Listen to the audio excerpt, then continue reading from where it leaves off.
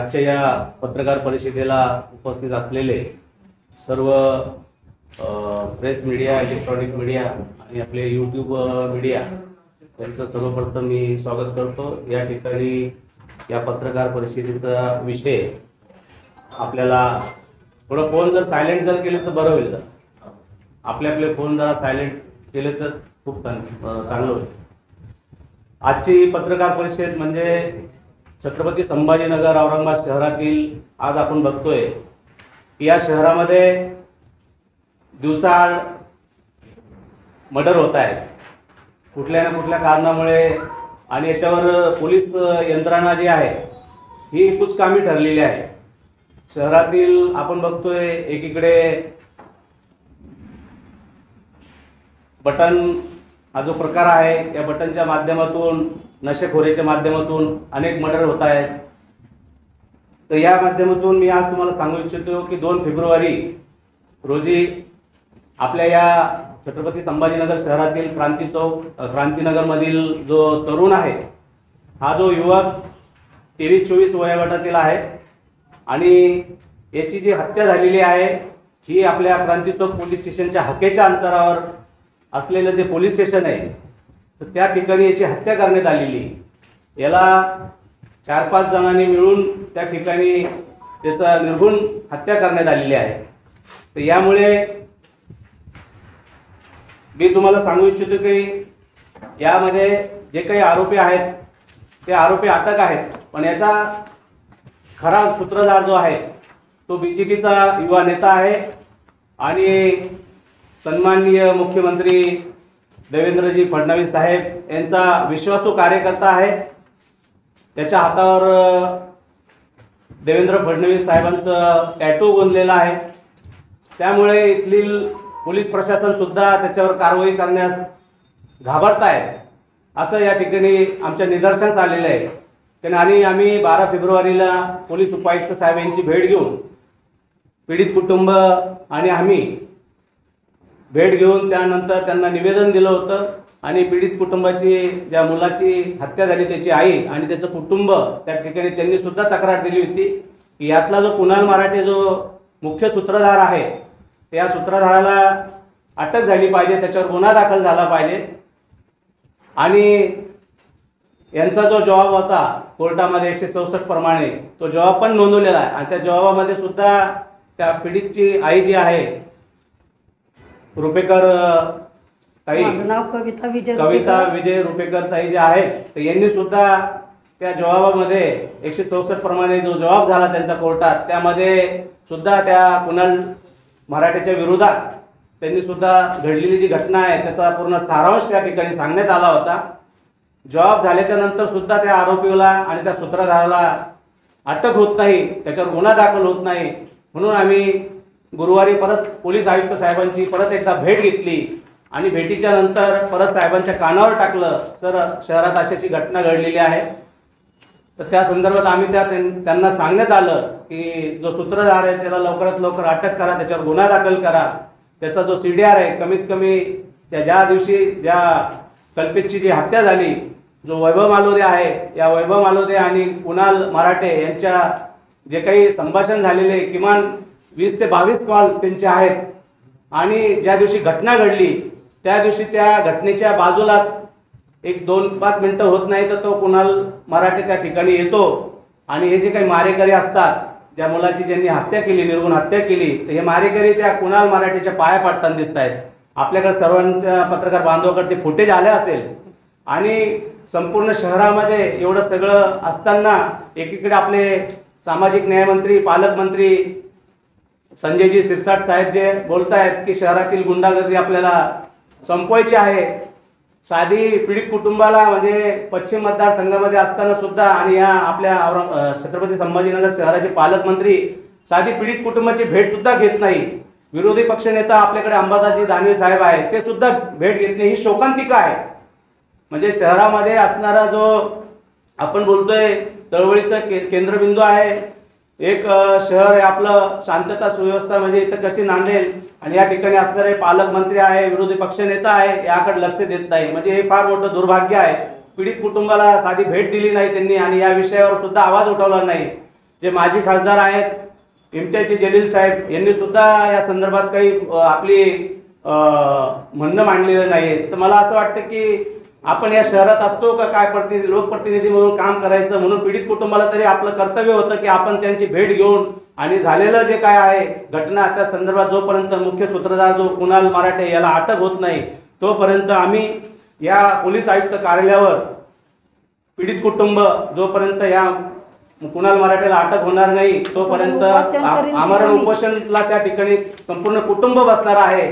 28 तारखेपासून ते उपोषण चालू होणार आहे. तर मला सर्व पत्रकार बांधवांना विनंती आहे की आपण आपल्या माध्यमातून पीडित कुटुंबाला सुद्धा न्याय देण्याचं काम लेखणीच्या माध्यमातून आपण केलं पाहिजे. आणि पोलीस आयुक्त साहेबांना आमचं म्हणणं आहे की साहेब आपण या गोष्टीकडे दुर्लक्ष करतायत. आपण एक या शहराचे एक आयुक्त आहेत, आपण गांभीर्याने हे प्रकरण हाताळायला पाहिजे होतं. आज 1 महिना होतोय या घटनेला, पण आज साधं पोलीस प्रशासन सुद्धा यामध्ये जास्त दखल घेताना दिसत नाही. कारण की कुणाल मराठे हा एक देवेंद्रजी फडणवीस साहेब यांचा खास विश्वासू कार्यकर्ता आणि मुख्य म्हणजे त्याच्या हातावर जर टॅटू लिहिलेले आहेत तर पोलीस सुद्धा हे करतायत.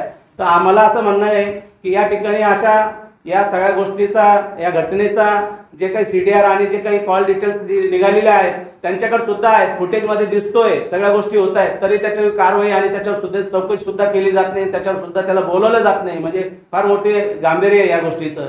तर मला आवर्जून सांगायचं आहे की 28 तारखेला या पोलीस आयुक्त शहराच्या जे कार्यालय आहे पोलीस आयुक्त कार्यालय याच्यावर आमरण उपोषण करण्यास पीडित कुटुंब आणि रिपब्लिकन पार्टी ऑफ महाराष्ट्राचे सर्व कार्यकर्ते पदाधिकारी या ठिकाणी या पीडित कुटुंबाची पाठीशी आणि आपले सामाजिक चळवळीतील अग्रेसर असलेले नेते राजूभाऊ आमराव हे सुद्धा पीडित कुटुंबाशी खंबीरपणे पाठीशी उभे आहेत. जोपर्यंत यांना न्याय मिळणार नाही तोपर्यंत आमचं आंदोलन हे असंच चालू राहणार आहे. आणि लवकरात लवकर कुणाल मराठे याला अटक करण्यात यावी, त्याच्यावर गुन्हा दाखल करण्यात यावा अशी आमची आज या पत्रकार परिषदेमध्ये मागणी आहे. ज्याला कोणाला आपल्या पत्रकार बांधवांना प्रश्न विचारायचे आपण विचारू शकता. सर, माझा मुलगा घरातून गेला त्यावेळेला मला एकच वेळेस भेटला. माझा मुलगा त्यावेळेला गेला, मला बोललाय, मी फोन केला त्याला तर मला बोललाय मम्मी मी ते वैभव महालोद्या सोबत आहे, मी 10 मिनिटात घरी येतो. माझ्या मुलाची गाडी तिथं जे टावरला ठेवण्यात गेली आणि दोघा तिघांनी माझ्या मुलाला गाडीवर बसवून घेऊन गेले. माझ्या मुलाला मी अजून एक वेळेस फोन केला तर माझा मुलगा म्हणला मी 10 मिनिटात येतो. माझ्या मुलांनी ते कुणाल मराठेकडून 1.25 लाख रुपये घेतलेले होते. माझ्या मुलांनी 50,000 रुपये कर्ज काढून सुद्धा वापस केलेले होते. तर माझ्या मुलाला धमक्या टाकत होता ते पैसे दे म्हणून. माझा मुलगा मला सांगत होता मम्मी, तर मी म्हणलं तू पैसे घेतलेस तर मी देईन. तर म्हणला मम्मी थांब मी करतो काहीतरी देतो. तर माझ्या मुलाला त्या पैशापायी त्या कुणाल मराठ्यांनी पोरांच्या हातोपाती मारलं तर मारलं. तो पण तिथं होता, त्याची गाडी तिथं आल्या आल्या सगळ्या मुलांनी मारून लातानी माझ्या मुलाला इतक्या डोळ्याच्या याच्या इथं नाकाला इथं इतक्या फाटी मारल्या माझ्या मुलाला. माझ्या लेकराचं काळीच फुटूस तर मारलं, माझ्या लेकराचं सगळं फोपीस फुटूस तर मारलं. माझ्या लेकराला एकदम घायल करून मारून खाली पडल्यावर अजून त्या वैभव महालोद्यांनी अजून लाता मारल्या. ते व्हिडिओमध्ये ढळढळ दिसतंय. मग याच्यावर सरकार कारवाई का करत नाही? म्हणजे असे गरीब लोकांचे लेकरं मारून टाकायचे आणि पुढं नंतरच म्हणायचं का आम्ही कारवाई करतो. पोलीस स्टेशनच्या आईनजवळ हे घटना झाली, पोलीस स्टेशन का झोपतंय का? पोलीस स्टेशनला माझ्या मुलाची बॉडी तिथंच पडू दिली. मी पोलीस स्टेशनला आले, माझ्या हाताने मी आरोपी धरून दिले. मग पोलीस स्टेशन का पोलीसवाले काय नुसत्या पगारी घ्यायलात काय? पोलीस स्टेशन कशाला आहे? नुसते आपले घरं चालवायलात का? आज गरीब लोकांसंग अन्याय होतोय. आम्ही लोक मोलमजुरी करून आमचे लेकरं एवढा केले, केवढं लेकरू केलं तर मी जगाच्या काबिल लेकरू केलं तर माझ्या लेकाच्या रूपाला अंगार लागली होती. मला काही पाहिजे नाही, मला खुनाला खून पाहिजे, नाही तर त्याला फाशी द्यायला पाहिजे, नाही तर त्यांचं या 2 गोष्टीतून मला काहीतरी नाही पाहिजे, नाही तर मी तिथं आत्मदहन करीन. मला काहीच नाही पाहिजे. माझं असं बी संपलेलं आहे, तसं संपलं. मी पूर्ण परिवार घेऊन तिथं बसन उपोषणला. माझ्या मुलाला मारलंय कशाहून? मला याचं मेन सूत्रधार काय आहे ते मला भेटलं पाहिजे आणि मला याची माहितीच झाली पाहिजे. हे कशाबद्दल मारलंय? तर हे पोलीस स्टेशन हे धरीत का नाही? हे पोलीस कारवाई का करत नाहीत? हे पकडत का नाही? जे मेन सूत्रकार आहे त्याला पकडत का नाहीत? यांच्या हात कुठं बांधलेले? हे पैसे घेऊन हे शांत बसतील, हे यांचे घरं चालवतील आणि लोकांच्या लेकराला मारू टाकतील. आणि ते म्हणतात आम्ही आता 5 मिनिटं पहिलेच सोडलं म्हणी आणि माफीनामा यांनी कोणाच्या कोणाच्या याच्यावर माफीनामा माझ्या मुलाला द्यायचा? माझ्या मुलाला यांनी तिथंच बसवायचं असतं. माझं घर 2च मिनिटाचा रस्ता होता. मी तिथून येऊन माझ्या मुलाला घेऊन गेले असते. 5 मिनिटाच्या पहिले माझा मुलगा पोलीस स्टेशनच्या बाहेर आला आणि माझ्या मुलाची हत्या झाली. हे पोलीसवाल्यांचे हात कुठं बांधले? याला पोलीसवाले पण जुमेदार. यांनी त्याचा पूर्ण बंदोबस्त केला, यांना पैसे दिले, यांना पैसे खाऊ घातले, पोलीसवाल्याचे हात बांधले. म्हणून पोलीसवाले जिथं पैसा भेटेल तिथंच काम करायचं का? लोकांचे लेकरं मरते तर तसेच मरू द्यायचे का? पैसे घेतले की शांत बसायचं, गरीब लोक गेले की त्यांना धमक्या टाकायच्या, आम्ही करतो धरतो. याच्यासाठी पोलीस स्टेशन नाही का? याच्यासाठी पोलीस फौज आहे का? कशासाठी असती? काही रक्षण आहे का नाही? काही पोलीसवाल्यांचं काही कर्तव्य आहे का नाही? दारू पिऊन पोलीसवाले पोलीस स्टेशनमध्ये झोपतेत आणि लोकांच्या लेकराला असं घायल होस तर यांना जवळ मारलं त्यांना माहिती नाही. मग हे लाख लाख रुपये पगारी घेऊन यांचे लेकरं चांगले शिकून मोठाले करायचे, लोकांचे लेकरं मारून टाकायचे का? आज माझ्या लेकराची हत्या झाली, माझ्या लेकराचा आज महिना झालाय, काही हालचाल झाली नाही. याच्यावर काय आहे? हे काय नाही, हे काय सवाल उचलणार काय नाही? तिथं गेलं तर ते म्हणतात हे याच्याकडं ते त्याच्याकडं. मग याची कारवाई कोण करणार आहे? याचा मेन सूत्र कोण आहे? याला कोण धरणार आहे? याला कोण बघणार आहे? मला कोण न्याय देणार आहे? मला न्याय पाहिजे, नाही तर मी पूर्ण कुटुंब घेऊन तिला आत्महत्या करीन. माझं तसंही काही राहिलेलं नाही आहे, काही संपलेलं आहे माझं सारं. माझ्या लेकराला चालताना पोलीस स्टेशनच्या जवळ आज खून व्हायला लागलेत तर पोलीसवाले त्याच्यात दखल घेत नाहीत. ते म्हणतात आम्ही काय, यांच्याकडे CCTV कॅमेरे, त्यांच्या याच्यामध्ये TV असते. मी त्यांना विचारलं तुमच्या याच्यात TV असती, ही हत्या होती, तुम्हाला हे बघून हे तुम्हाला याच्यावर ऑप्शन उचले का? कोण बघताय म्हणे TV? मग काय हे का नुसते पगारीच घ्यायलात का? हे का नुसते यांचे घरच चालवायलात का? यांचं नुसतं यांचे घरच चालतील, असे लोकांचे लेकरं मारून टाकतील तर असं कशी दुनिया चालन? कसं हे होईल? हां, माझ्या लेकाला न्याय पाहिजे, मला न्याय पाहिजे, नाही तर मी पूर्ण कुटुंब तिथं संपवीन. मला काहीच नाही पाहिजे. मी सगळं उपासनला बसेन तिथं आणि मी माझा पुरा परिवार संपला तर चालन, पण मला न्याय पाहिजे. जो कुणाल मराठे त्याला धरायचं, ते काय सूत्रकार आहे त्याच्या पाठीमागं? कोणाचा हात आहे? कोणी त्याला लावून दिलंय? कोण आहे त्याच्या पाठीमागं? का आमच्या तिकडं आहे का इकडं आहे का? माझ्या मुलाचा कोणचा काय गुन्हा होता ते मला स्पष्ट पुढं आला पाहिजे. मला दुसरं काही नाही पाहिजे. माझ्या लेकराशिवाय माझा संसारच कोणता नव्हता, मला काहीच नव्हतं पाहिजे. मी गहाण राहिले असते, माझ्या मुलावर काय होतं तर मी दिलं असतं, मला काही घेणं देणं नाही. सगळ्यांच्या आई बहिणीला, सगळ्यांच्या माईला, बायकांना विचारा का लेकराची तकलीफ काय आहे माईला म्हणून. सगळ्यांना विचारा, तुम्ही एक माईचेच लेकरं आहेत. सगळ्याला विचारून हे प्रश्न मला विचारा का तू काय बोलती म्हणून. हे सगळ्यांच्या तुमच्या माय बहिणी बायका सगळ्या कोणी असत्या त्यांना हे प्रश्न विचारायचा का हे माईचं लेकराची तकलीफ काय आहे म्हणून. माझ्या लेकराला मी 5 बोटं लावलेले नव्हते, माझ्या लेकराला बेहात मारलं, माझ्या लेकराला कशाहून मारलं आणि कशासाठी मारलं? मला याचा मेन सूत्रधार सरकारने जर धरून मला त्याचा जर माहिती नाही केलं, मी आत्मदहन करीन, मी राहणार नाही. तसंही माझं पूर्ण संपलेलं आहे. माझ्या लेकराला मी कसं बी माझ्या लेकराला चटणी मिरची खाऊन मी कसं मोठं केलं, जगाय काबिल केलं. माझं लेकरू शिकल्या सवरलेलं होतं, माझ्या लेकराला यांनी न्यायचं नसतं. वाटलं तर सारे फुटूशीत कॅमेरे सारे इथून तिथून आयला बाईहून सारे चेक करायचे. माझ्या लेकाची गाडी तिथंच पडलेली होती. आम्ही 8-15 दिवसाच्या बाद आम्ही ती गाडी आणली.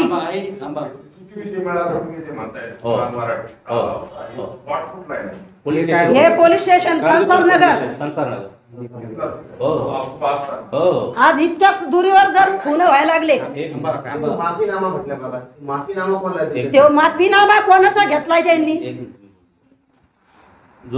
आपण जो प्रश्न केलेला माफीनामाचा, ज्या दिवशी घटना घडली 1 तारखेला त्याला जे टावर पासून वैभव मालोदे, कुणाल मराठेच्या सांगण्यावरून वैभव मालोदे आणि त्याचे जे मित्र होते त्यांनी त्या कल्पेशला उचललं तिथून आणि त्याला रात्रभर फिरवलं. त्यांनी त्याच्या आईला सुद्धा फोन केलेला की मला वैभव मालोदे घेऊन चाललेला आहे, मी येईल. आणि नंतर फोन बंद येत होता त्याचा आणि त्यानंतर त्याला रात्रभर फिरवलं त्या दिवशी. आणि त्या दिवशी परत काहीतरी गोंधळ चालला आहे असं एक कुणाल मराठेनं पोलीस स्टेशनला फोन केलेला आहे. तर त्यानंतर ते पोलीसवाले सगळे जे गोंधळ करणारे होते, जे मुलं वगैरे, त्यांना पोलीस स्टेशनला घेऊन आले. त्याच्यानंतर त्यांच्याकडून परत कुणाल मराठेनं फोन केला पोलीस स्टेशनला की बाबा त्यांना सोडून द्या. तर कुणाल मराठेने फोन केल्याच्यानंतर ते जो माफीनामा लिहून घेतला की आता आम्ही गोंधळ करणार नाही वगैरे. आणि एक 5 मिनटं होत नाही तर बाहेर त्यांची मारामारी चालू होऊन जाते. परत त्याला मारतात, त्या मुलाला 4-5 जण मिळून वगैरे. आणि मिळून मारल्याच्या नंतर वगैरे त्याला एकीकडे फेकून देण्यात येतं मारून. परत कुणाल मराठे त्या ठिकाणी येतो. त्याचे हे मारेकरी असतात ते पाया पडतात आणि पाया पडताना सगळं फुटेज त्या समोर आलेलं आहे. त्यानंतर यांचं जे कॉल रेकॉर्ड्स आहेत, कॉल डिटेल्स आहेत, किमान कुणाल मराठे आणि वैभव मालोदे याच्यात जे कॉल झालेत ते किमान 20-22 कॉल आहेत.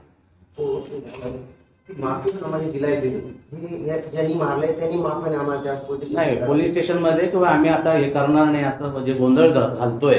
या जे 112ला जे फोन केला होता तर 112वाल्यांनी क्रांती चौकला आणलं त्यांना आणि मग त्यांच्याकडून क्रांती चौकचे जे पोलीस कर्मचारी होते तर त्यांनी असं लिहून घेतलं का आता गोंधळ गडबड करू नका असा माफीनामा त्या पोलीस स्टेशनमध्ये लिहून घेतला आणि लिहून घेतल्याच्या नंतर त्यांना पोलिसांनी परत सोडून दिलं. सोडून दिल्याच्या नंतर हाकेच्या अंतरावर संस्कार नगरमध्ये जे विहार आहे त्याच्या बाजूला त्याला परत मारहाण चालू झाली. पोलीस स्टेशनला माहिती नव्हतं त्यावेळेस त्यांना काही माहिती नव्हतं, फक्त असंच चाललं होतं की याला मारामारी चालू आहे, यांची गोंधळ चालू आहे. 112ला कोणीतरी फोन केला म्हणजे ते कुणाल मराठेनेच फोन केलेला आहे. पण माझं असं म्हणणं आहे, जेव्हा पोलीस स्टेशनमध्ये नेलते हे मोठे मोठे मुलं होते, हा मुलगा छोटा होता, याला बसून ठेवायचं. मला एक कॉल करायचा, पोलीसवाले काय म्हणते वैभव मालोदे रक्कम किती होती, पैसे किती घेतले होते? 1.25 लाख रुपये घेतले होते. त्याच्यातले 50,000 रुपये माझ्या मुलांनी श्रीराम फायनान्सचं लोन काढून 50,000 रुपये वापस पण दिलेले आहेत. अजून लोनची डिटेल आहे तिथं. माझ्या मुलांनी 75,000 रुपये लोन काढलं होतं आणि याला 50,000 रुपये रिटर्न वापस केलेले होते. हो, डीसीपी पोलीस उपायुक्त साहेबांनी निवेदन दिलं होतं आणि सीपी साहेबांची आम्ही परत भेट घेतली गुरुवारी. सीसीटीव्ही फुटेज मध्ये कोणती वेळ आहे? सगळ्यांना 3:30ची वेळ आहे. हा, 3:45. त्याच्यानंतर मग त्याला हॉस्पिटलला घेऊन गेले का?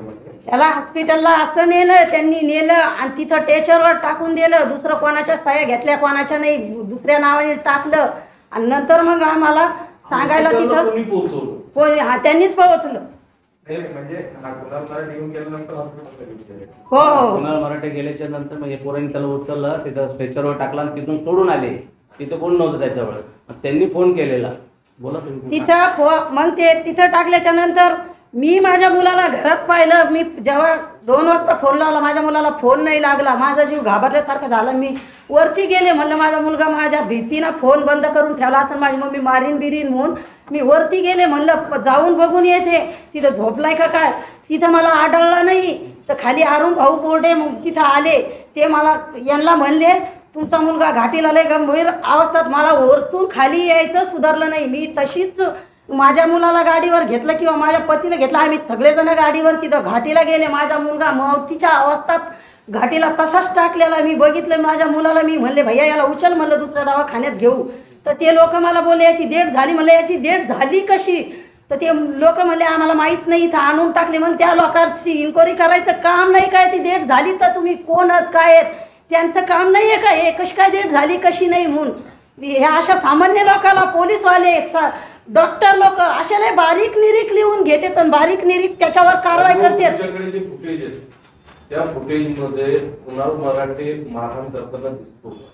कुणाल मराठे मारहाण करताना दिसत नाही, पण कुणाल मराठे जी घटना घडली खूप झाले 5 मिनिटात लगेच येतो तिथे आणि लगेच हे सगळे मारेकरी त्याच्या पाया पडतात. म्हणजे याचं कुणाल मराठेचं काय काम आहे तिथे एवढ्या मध्यरात्री त्याच्या पाया पडतात आणि माझ्या त्या दिवशी किमान त्याचं वैभव मालोदे आणि कुणाल मराठेचं जवळपास 20-22 कॉल आहे. आणि दुसरा विषय, वैभव मालोदे जो आहे हा कुख्यात गुन्हेगारी करणाराच मुलगा आहे.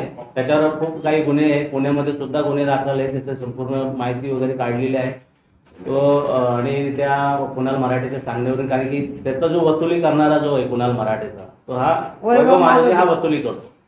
व्याजाचे जे काय पैसे असतील किंवा काय असेल वगैरे हा सगळं काम त्याचं. मला बोलायचं असतं घरी येऊन का काय पैसे ते मावशी थांबा, त्यांना तुम्ही थांबा.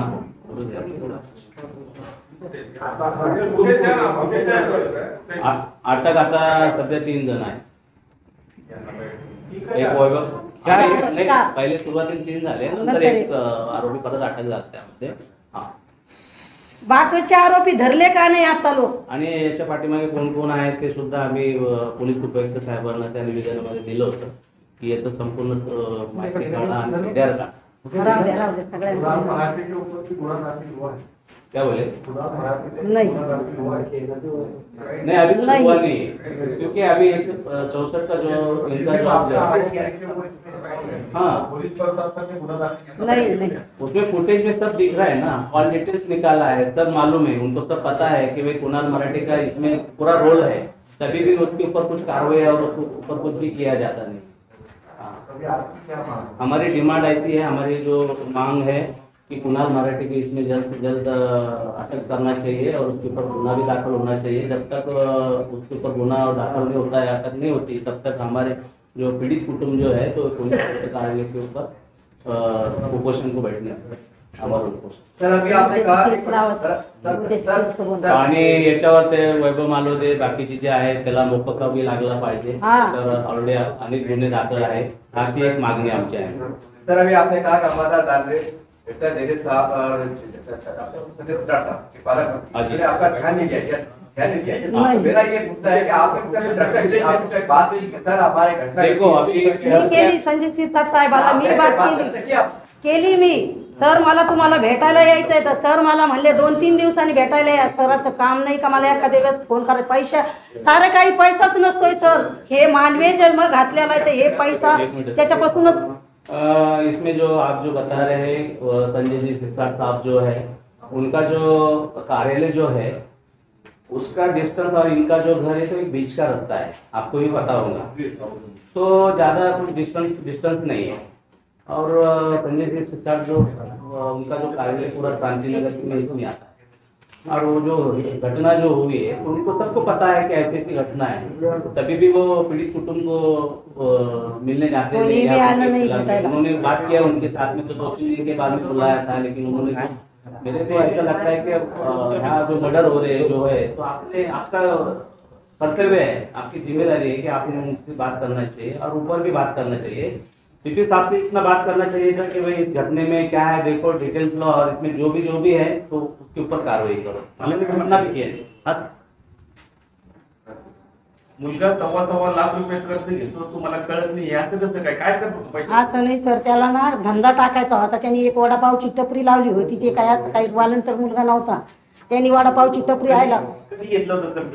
त्यांनी 7-8 महिने झाले कर्ज घेतलेले, आणि ह्या मुलाकडून पैसे घेतले आणि त्याच्यानंतर त्यांनी कर्ज घेतलं आणि तिथं वडापावची टपरी पण लावली। घेतलं होतं कर्ज? मला सांगितलं सर, वडापावची टपरी पण लावलेली ती दायलाबाई चौकात त्यांनी, असं नाही की ते पैसे घेऊन असं एक फोन घेतला 50,000 रुपये, जेव्हा याच्याकडून पैसे घेतले ना त्यांनी वडापावची टपरी लावली तिथं, आणि त्याच्यानंतर मग हे लय तगादा लावला नाही यांनी, तर त्यांनी 75,000 रुपये कर्ज घेतलं आणि ते कर्ज घेऊन 50,000 रुपये याला वापस दिले आणि 25,000 रुपयातले काही पैसे मला पण दिले सर। असं काय ते काही हिलता फिरता मुलगा नाही, ते चांगला मुलगा होता, एज्युकेट मुलगा होता, ते शिकणारा मुलगा होता, विशेष होता सर, त्याला असं धंदा करायचा होता त्याला काही ना काही। कुणाल मराठीकडून कर्ज घेण्यापूर्वी संपर्कात कुठून आले असे अहो सर, संपर्कात कुठून आले, आता असं एक वैभव मालोदे का मध्ये आधी त्याला बोलला असन, हे बोलला असन मला धंदा, जर गुंड आहे तर त्या गुंडाच्या संपर्कात आपला मुलगा येण्याचं कारण काय? आता आपल्याला एवढं माहिती जर असतं तर आपल्या मुलाला आपण तिथपर्यंत जाऊ दिलं नसतं, हा आपल्याला एवढं माहिती असतं तर आपण तिथपर्यंत जाऊ दिलं नसतं। ते गुंडा आहे म्हणून त्याला, ते काय लय मोठा मुलगा नव्हता, त्याने काय दुनिया पाहिलेली नव्हती सर, तर ते पैसे घेतले त्याच्या मध्यस्थी, पण ते सारखे धमक्या टाकायला लागले त्याला, मला म्हणत बी होता मम्मी मला हे पैसे द्यायचे, मी म्हणलं भैया, तर म्हणे मम्मी मी देतो, तिथं वडापावची टपरी पण लावलेली होती,